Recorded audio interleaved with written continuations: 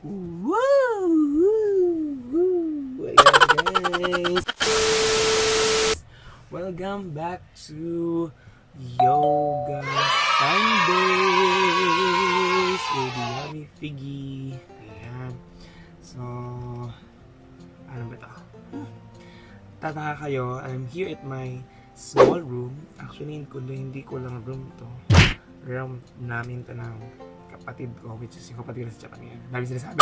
Pero yun, this week, ang pinaka-naka-assign sa atin ay shoulders. So, again, kung may mga questions kayo during during the teaching, lagay lang kayo sa comment section below. Klaro ba yun? Klaro ba yun? And, okay. So, syempre, bago tayo mag-start, syempre, bago natin gawin yung sa shoulders, review natin, gagawin ko lang na mabilisan yung ating ginawa last week na exercise. So, sunod lang kayo dyan. Ready? Ready? Ready? Ready? Ready? Go!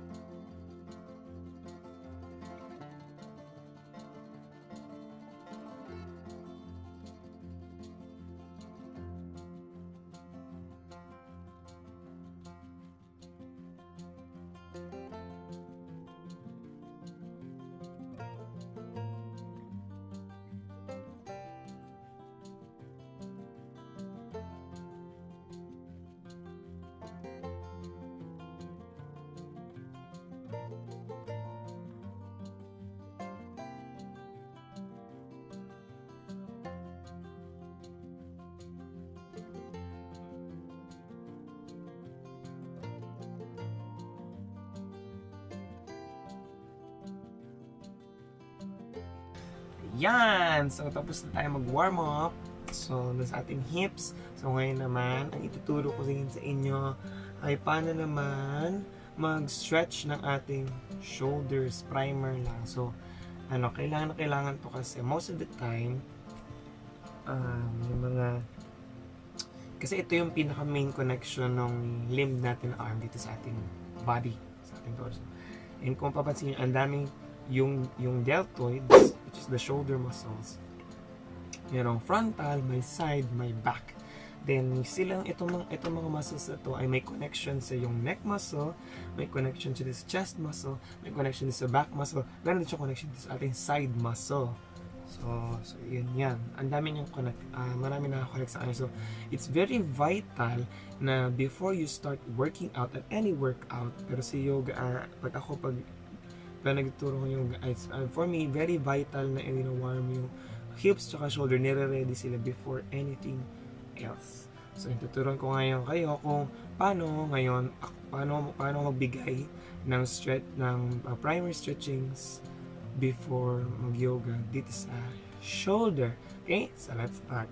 So, simula tayo sa this position.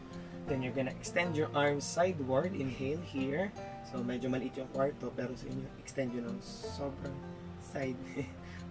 Ako dito na lang. Inhale here. Then you're gonna clip one arm. So for this, in my perspective, this is my right arm. So clip. Then you're gonna uppercut. Parang uppercut. Then clip. Then look at the right side. 1, 2, 3, 4, and 5. Then from here, you're gonna insert under. Get your elbow, inhale up, and then you're gonna pull your chest forward and your shoulders back. Pull down mo yung head here, inhale, and exhale slowly. Pull this down, hayaan mo mahatak yung shoulder mo, then stay for 1, 2, 3, 4, and 5. Then release this, inhale, tapos ito na, ayan. So makikita nyo to. So you're gonna reach from behind. Yan. So para sa mga hindi abot yung likod, you can get a towel. So for example, for me, I'm gonna get a blanket. It's quart. I'm gonna get a blanket. For example, di ko siya abot. I'm gonna get something like a towel. I'm gonna sling it to the back. And I'm gonna reach it. Then I'm gonna pull it. Yan, ganyan.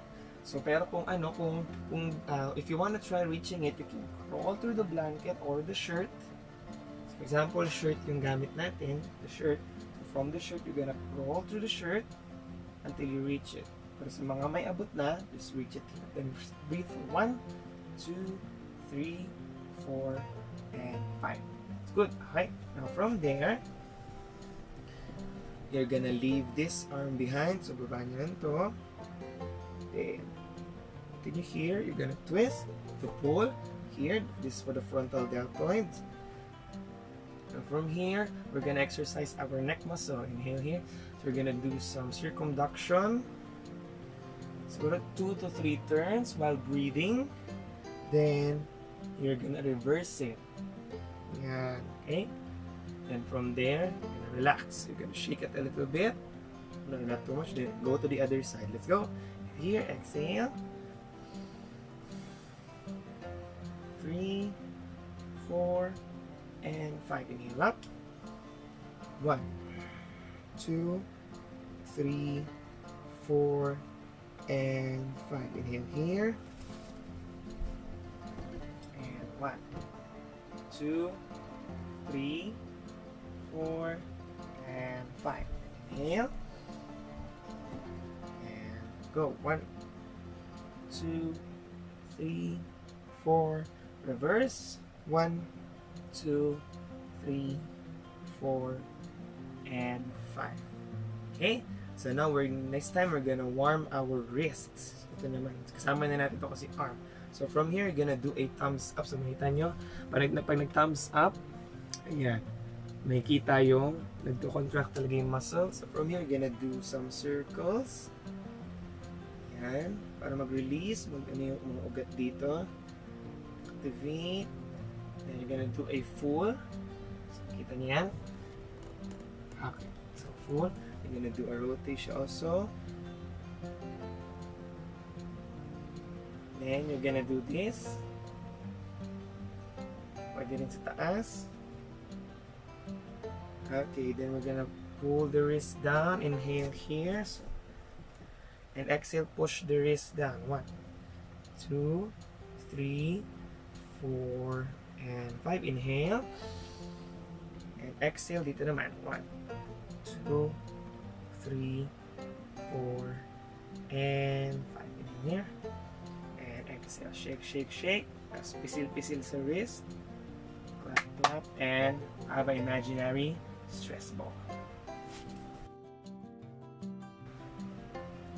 So, ayun na nga guys. So, yun lang for today. Basically, yun lang for today. So, make sure na kung gagawin mo siya, dahan-dahan muna para sa mga beginners. And sa mga medyo advanced na, gawin nyo siyang 2 reps, 3 reps. Ayan, bago kayo mag-proceed. Para lang this also okay na siya for example, you're in a days off, so hindi mo siya, or you're not really intending to do a full workout for today, you just do that just to keep the hips and the shoulder intact.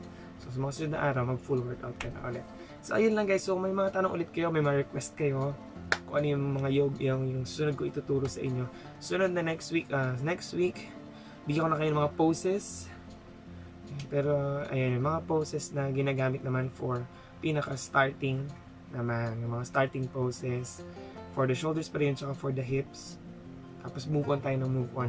Hanggang gagawa ako ng mga videos na yung may timer na, yung susundan nyo na lang ako. Kasi gusto ko rin yung mga hindi talaga marunong mag-yoga, talagang makatch din nila itong na-benefit ko from yoga.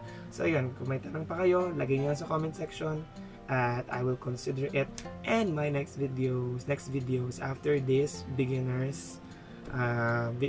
video sequences. Ayan. So again, this is in your YammyFiggy. See you at the next Yoga Sunday.